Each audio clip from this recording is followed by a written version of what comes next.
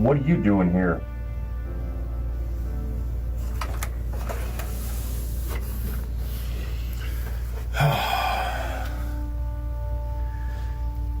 Well, this is kind of awkward. I guess since you're here, might as well learn something about the Brotherhood of Steel. So today, let's talk a little bit about Elder Maxson. What he is, what he's become, what he has done, where he came from. Arthur Maxson was born in 2267 to the parents of Jonathan and Jessica Maxson, and is the descendant of Roger Maxson, who was the founder of the Brotherhood of Steel. After the death of his father, his mother sent him east to be raised by the Citadel under the command of Owen Lyons. I am descended from the great Roger Maxson, founder of our order. I am the last of his line. They say my soul was forged from eternal steel, but I don't believe that. I'm really just a normal boy. I was sent to the Citadel many years ago to be fostered by Elder Lyons, but that was before the Western Elders lost faith in the Elder. Arthur lacked courage, and his mother believed that sending him to Owen Lyons and the Citadel would be a much safer option for him. Arthur had spent time at the Citadel learning and gaining knowledge of the Brotherhood. He excelled at learning their history and their triumphs. Almost as if consumed by this, he also studied their codex. The codex held the rules and the laws of the Brotherhood of Steel, and Arthur learned word for word, and this became his foundation, his constitution. The codex says that outsiders are not to be trusted. Shield yourself from those not bound to you by steel, for they are the blind. Aid them when you can, but lose not sight of yourself, it says. It's not simply the outsiders that we are wary of. Anybody who has not taken the oath of fraternity is suspicious to us.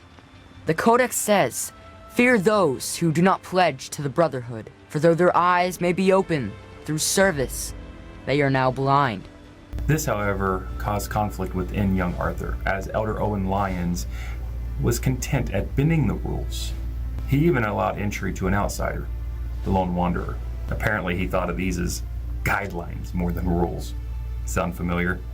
Although this went against what Arthur and the Brotherhood believed in, he still believed in the judgment of Elder Lyons. But it also tells us, give way your suspicions to the wisdom of thine elder. Where he shows trust, so shall you. Elder Lyons trusts you, so you are free to stay here. Another problem that young Arthur faced was loneliness. You see, inside the Citadel, the only thing that existed really were soldiers and scholars, adults. No kids, so sympathy and comfort didn't exist. The only interactions that Arthur had was in his training and his learning his skills and soon to be combat. The only friend that he did, however, befriend and confided in was an inanimate robot named Liberty Prime. You see, children still have the need for imagination, and they still want a friendship, and adults sometimes can't give them that. But maybe a robot can, even if it is just a cold piece of steel. He spent time with this robot, so much time that even Scribe Rothschild had to have him removed from the laboratory. Apparently spending so much time with a robot was not a good use of time, and it wasn't good for his little mind. Arthur remained timid and polite, and as a result would later turn into a charismatic personality, smooth talker. It would be tough on any child, but this child in particular did not have other children around. All he had was scribes and soldiers. This is what he had to learn from. A codex, a book of rules and regulations by the Brotherhood of Steel, was something that he put his faith and his belief in to become his solid constitution, the foundation for what he believed in and what he followed. Now, under Elder Lyons' command, this chapter of the Brotherhood started to crumble.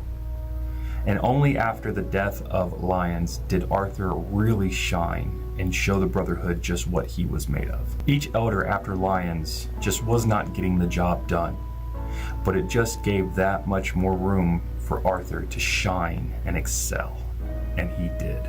At age 12, while on a training patrol, he managed to kill 2 raiders. A year later, at the age of 13, he managed to take on and kill a Deathclaw. Pretty impressive for a 13-year-old, but it did leave him with a disfiguring scar. At age 15, he managed to kill a super mutant named Shepard, who was trying to rally more super mutants in the Capital Wasteland. This achievement was being monitored closely by the West Coast Elders. Arthur was not aware of this at this time, but because of this, it allowed him to be promoted to provisional elder. At age 16, he worked with an outcast of Brotherhood and integrated them back into the Brotherhood of Steel. This is what landed him the promotion to elder.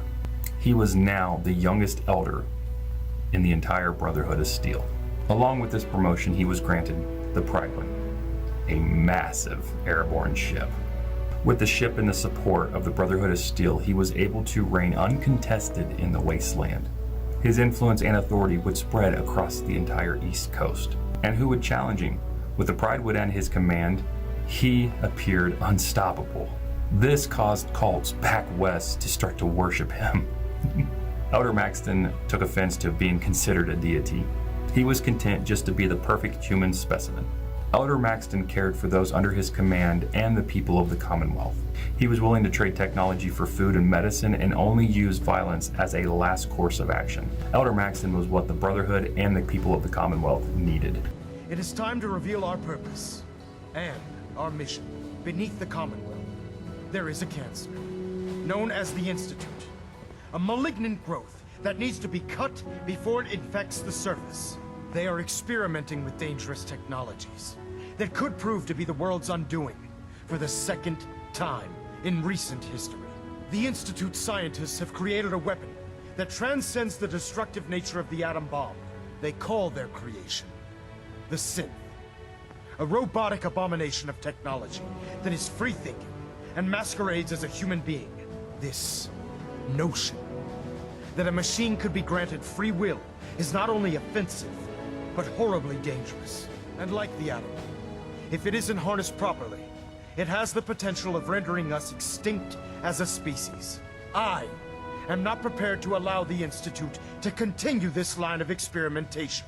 Therefore, the Institute and their synths are considered enemies of the Brotherhood of Steel, and should be dealt with swiftly and mercilessly.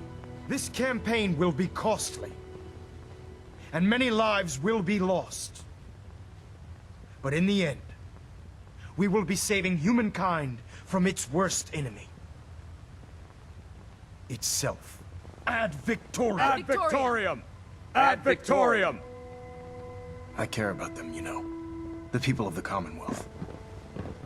He spent his childhood learning the Brotherhood of Steel, reading its codex, its rules, its regulations.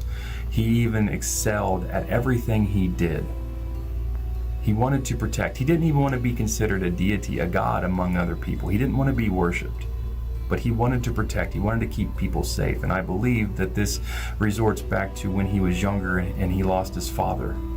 Maybe ultimately he cared about what happened to his mother, but he wanted to protect the people that he was in charge and entrusted to look after. And I think for this he did a good job. And the only threats that he had to worry about were the ones that opposed what he believed was right. Flesh is flesh. Machine is machine. The two were never meant to intertwine. By attempting to play God, the Institute has taken the sanctity of human life and corrupted a technology that's gone too far. Look around you, Dance. Look at the scorched earth and the bones that litter the wasteland. Millions, perhaps even billions, died because science outpaced man's restraint.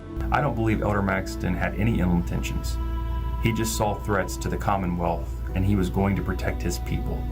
He was going to protect the people of the Commonwealth, and he was going to make sure that they all stayed safe.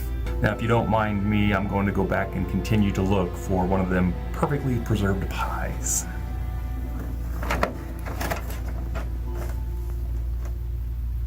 Take care, and we'll see you next time.